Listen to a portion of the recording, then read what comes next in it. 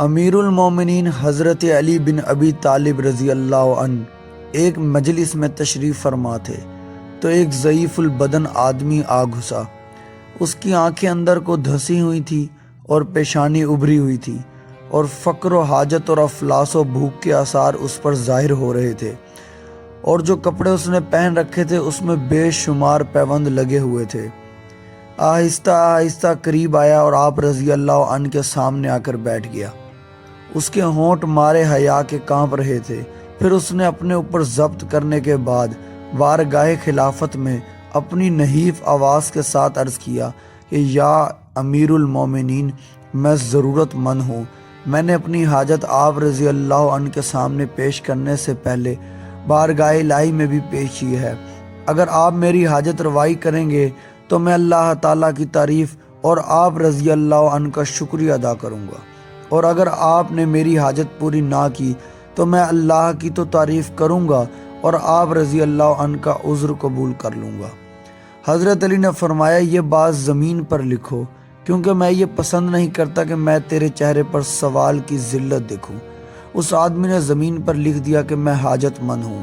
حضرت علی نے فرمایا کہ ایک جوڑا کپڑوں کا پیش کیا جائے۔ جوڑا لایا گیا اور آپ رضی اللہ عنہ نے وہ جوڑا اس آدمی کو پہنا دیا۔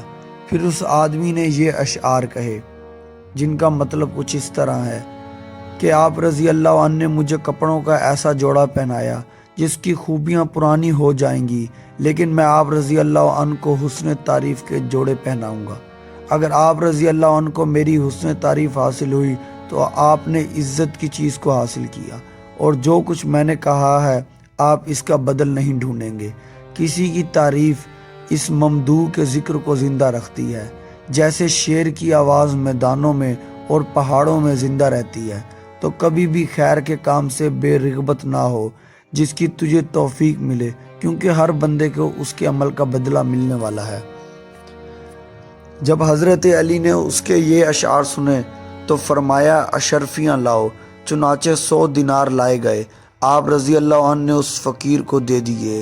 تو اس پر لوگوں نے پوچھا کہ اے امیر المومنین، آپ رضی اللہ عنہ نے اس کو جوڑا اور 100 دینار دے دیے؟